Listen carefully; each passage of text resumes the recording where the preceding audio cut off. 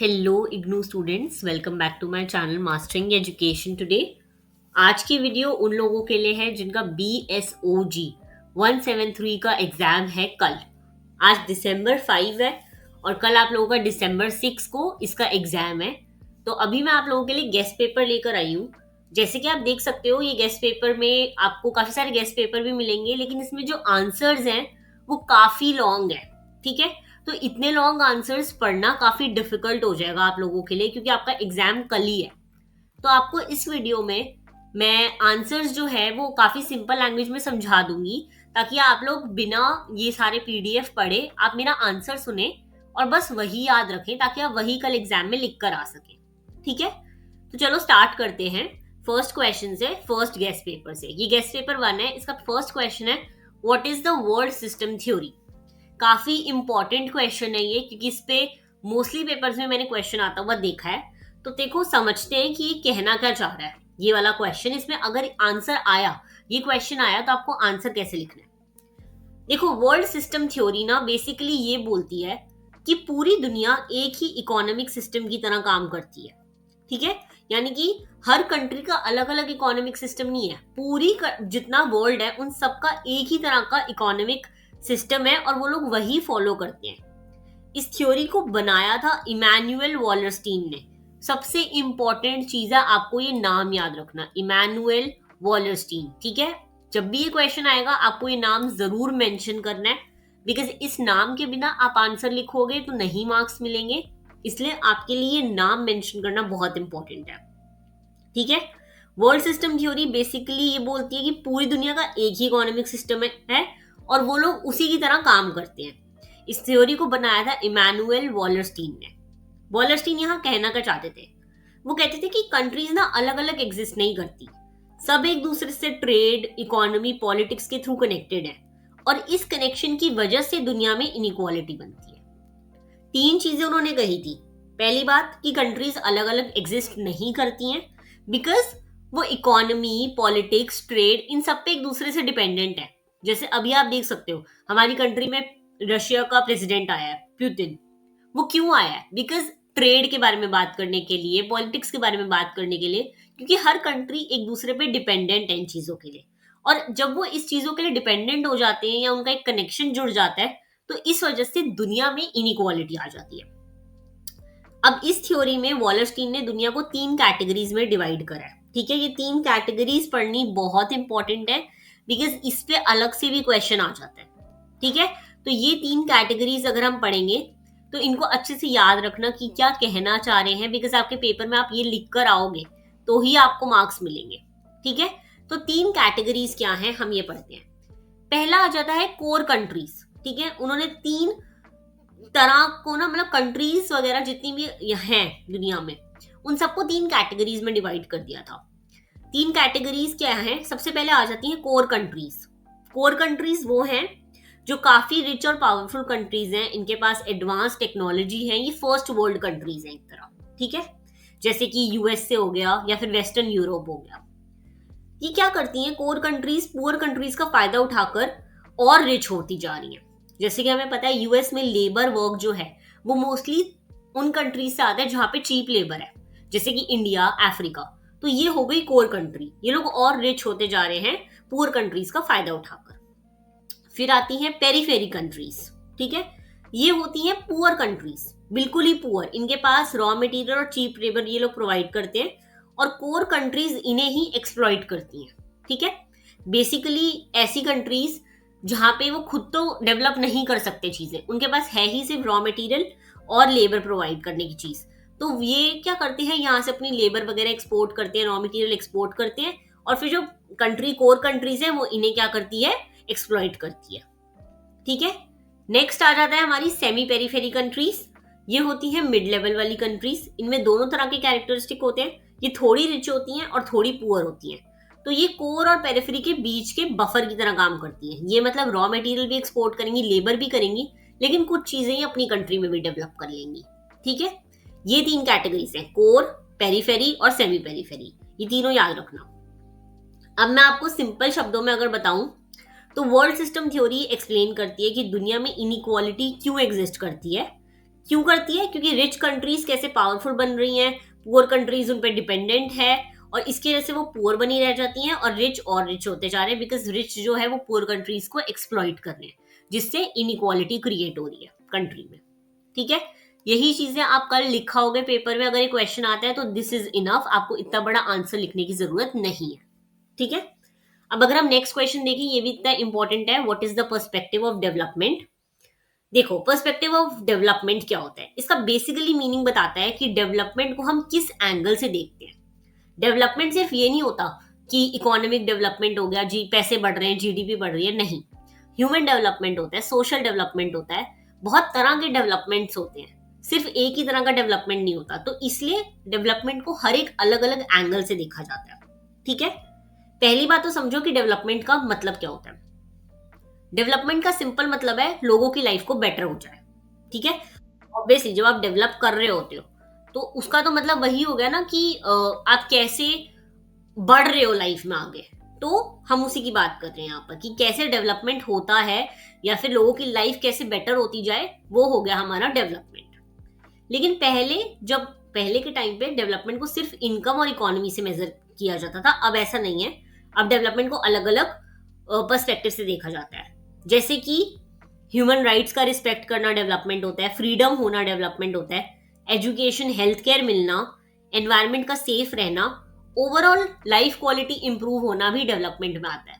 तो आपको ये सब चीजें मेंशन करनी पड़ेंगी अपने आंसर में कि डेवलपमेंट क्या होता है। पहले डेवलपमेंट क्या था, सिर्फ इकोनॉमी पे बेस्ड था, अब डेवलपमेंट के बहुत सारे नए पर्सपेक्टिव्स आ चुके हैं। ठीक है, अब आपको इसमें एक और आंसर लिखना पड़ेगा, that is developed versus developing world. इसको हम global north versus global south भी बोलते हैं। तो आपको अपने आंसर में ये चीज मेंशन करनी होगी, बिकॉज बहुत बार ये चीज आती है क्वेश्चन में। ठीक है, अगर हम इसको समझने की कोशिश करें, यहाँ पे देखो दे रखे डेवलप्ड, डेवलपिंग, ये सब आपको मेंशन करना पड़ेगा। देखो, पोस्ट वर्ल्ड वॉर के बाद ना कंट्रीज को दो ग्रुप में डिवाइड कर दिया गया था। एक थी डेवलप्ड कंट्रीज जिसे हम ग्लोबल नॉर्थ कहते हैं, और एक थी डेवलपिंग कंट्रीज जिसे हम ग्लोबल साउथ कहते हैं। डेवलप्ड कंट्रीज जो हैं उनकी इनकम हाई है, एजुकेशन बेटर है, स्टेबल सिस्टम है, उनकी टेक्नोलॉजी बहुत अच्छी है।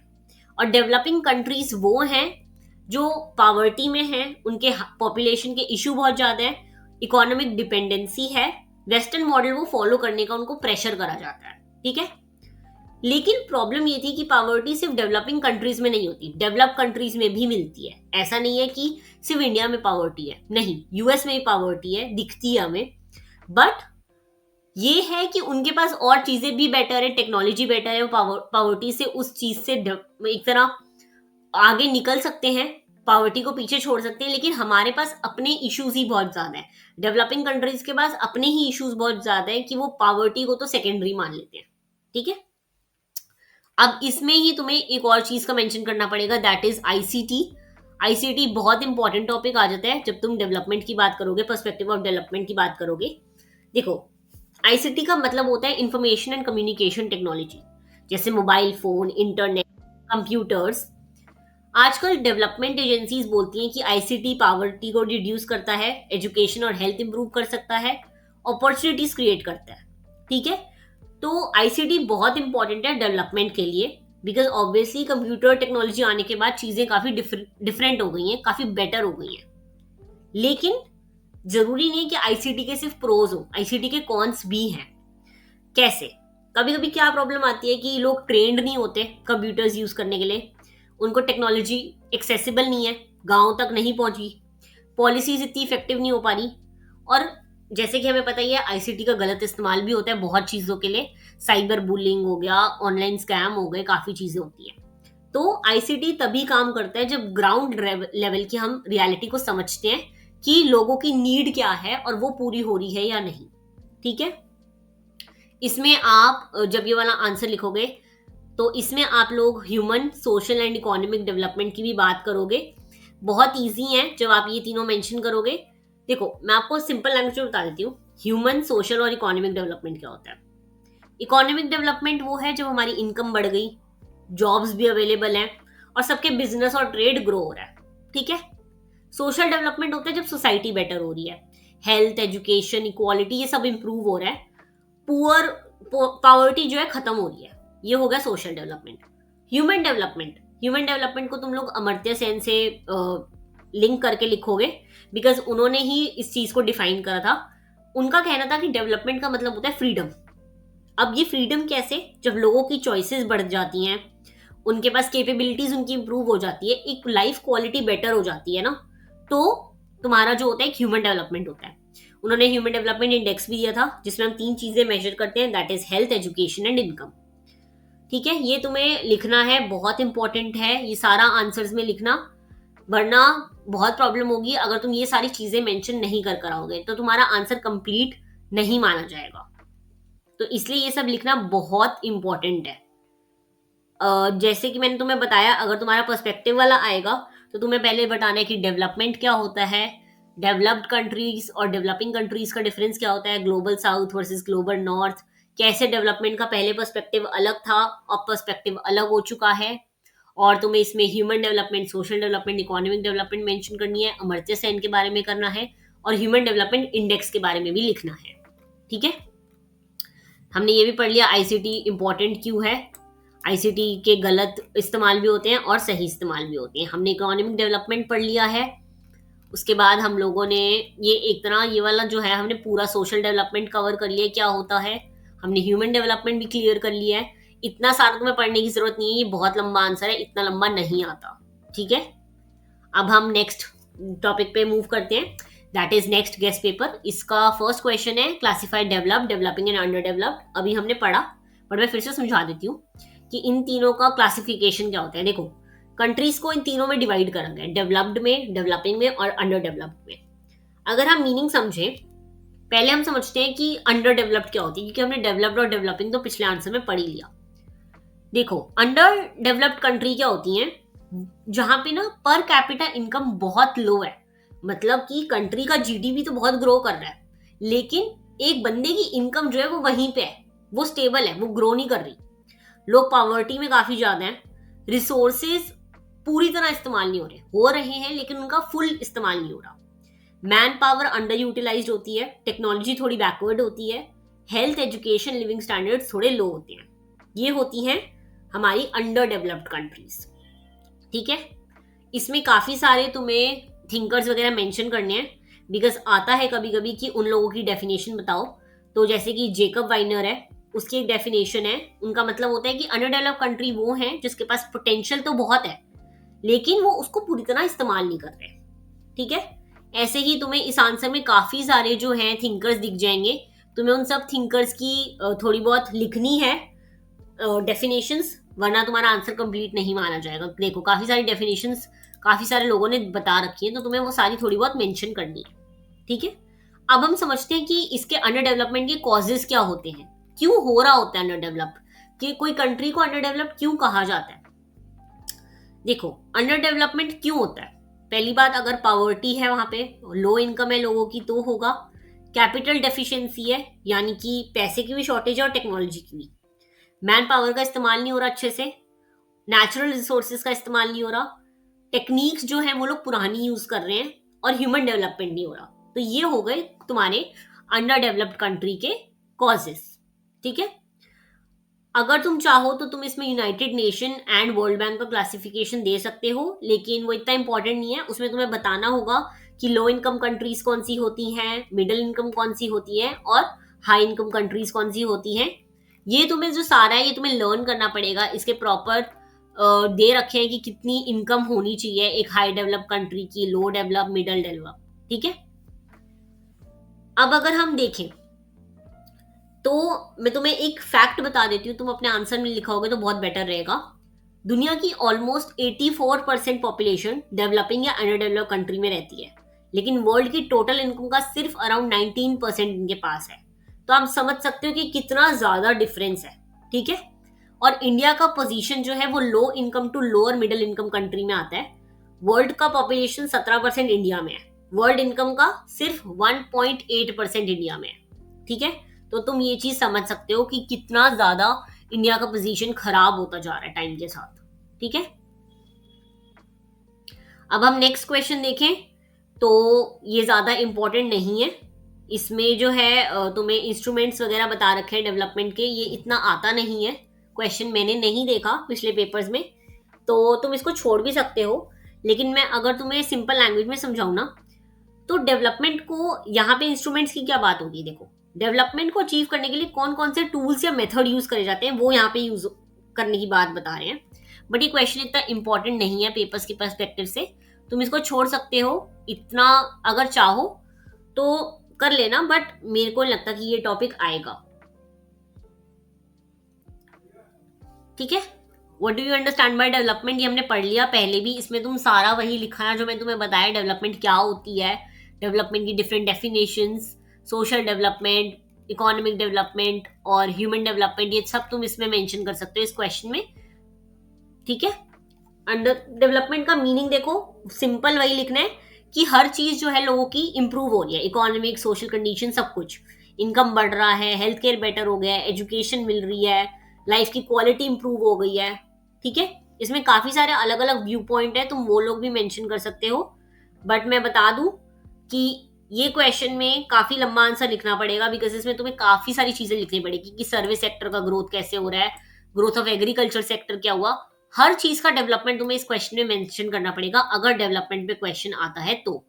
देखो एजुकेशन सेंटर में क्या इंप्रूवमेंट हुआ, हेल्थ केयर में क्या इंप्रूवमेंट हुआ, साइंटिफिक अचीवमेंट क्या क्या हुई, तो ये बहुत लंबा आंसर बनेगा अगर तुम ये करोगे। ठीक है, अगर आता है क्वेश्चन तो कर लेना, क्योंकि इतना डिफिकल्ट नहीं है ये। ठीक है, इसमें तुम काफी सारी चीजें लिख सकते हो डेवलपमेंट में, अगर तुमने पूरा सब्जेक्ट पढ़ा है तो ऑब्वियसली तुम्हें काफी सारी चीजें पता। Okay, now let's move on to the next guest paper, that is guest paper 3।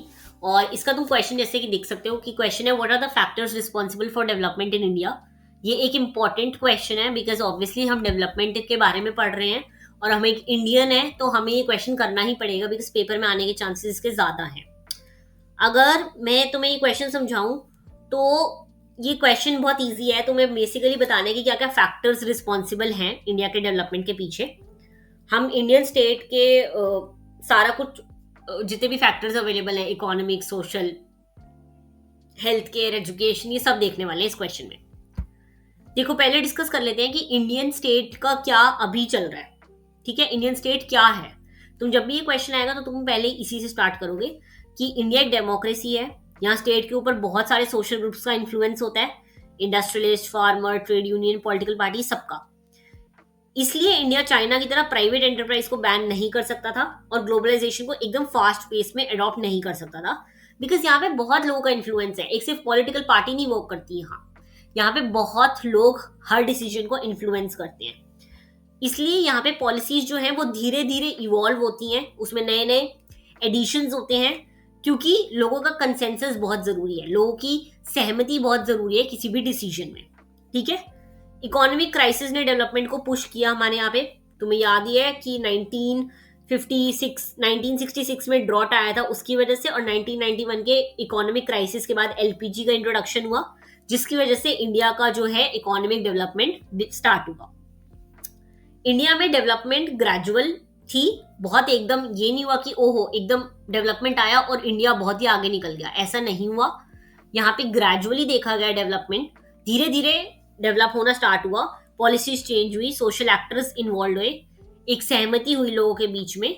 तो क्राइसिस के टाइम जो था वो डिसीजंस लिए गए, एलपीजी इंट्रोड्यूस किया गया, इसलिए हमारा जो है ग्रोथ रेट बढ़ा।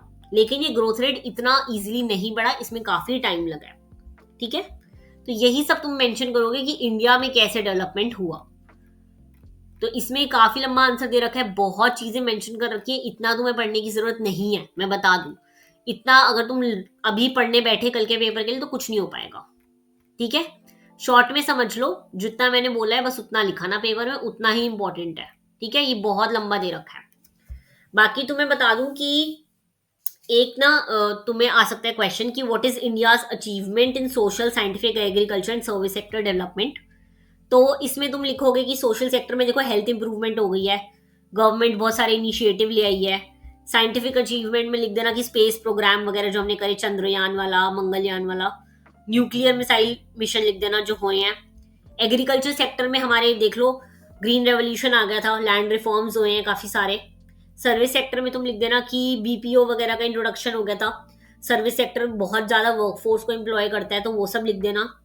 इंफ्रास्ट्रक्चर का डेवलपमेंट लिख देना कि रोड्स नए बन गए हैं, पावर हाइड्रो पावर में हम लोग जा चुके हैं, ठीक है। तो ये सब तुम्हें काफी ज्यादा आ सकता है, तो इस पे प्लीज लिख कर आना, ठीक है। अब देखो ये गेस्ट पेपर मैंने जितना हो सकता था उतना डिस्कस कर लिया है, बहुत लंबा गेस्ट पेपर है। अगर तुम्हें इसका पीडीएफ चाहिए हो तो मेरे को बता देना नीचे कमेंट कर कर, मैं इसका पीडीएफ तुम्हें भेज दूंगी। लेकिन एक बार कल के पेपर से पहले एक बार ये गेस्ट पेपर पे नजर मार देना, क्योंकि अगर तुम ये गेस्ट पेपर भी कर लोगे ना तो इनफ है, इतना कुछ ज्यादा पढ़ने की जरूरत नहीं है इस पेपर के लिए। ये सब पढ़ो क्योंकि डेवलपमेंट से रिलेटेड है पेपर, तो इसमें सारे वो क्वेश्चंस दे रखे हैं जो आ सकते हैं कल के पेपर में। पढ़ के जाना इसे, और अभी तुम्हारे पास टाइम भी है, पूरा एक दिन है, पूरी एक रात है, तो ये पेपर को पढ़ के जाना, गेस्ट पेपर को, जितने इसमें दे रखे हैं questions. All the very best for your exam, मिलते हैं नेक्स्ट वीडियो में।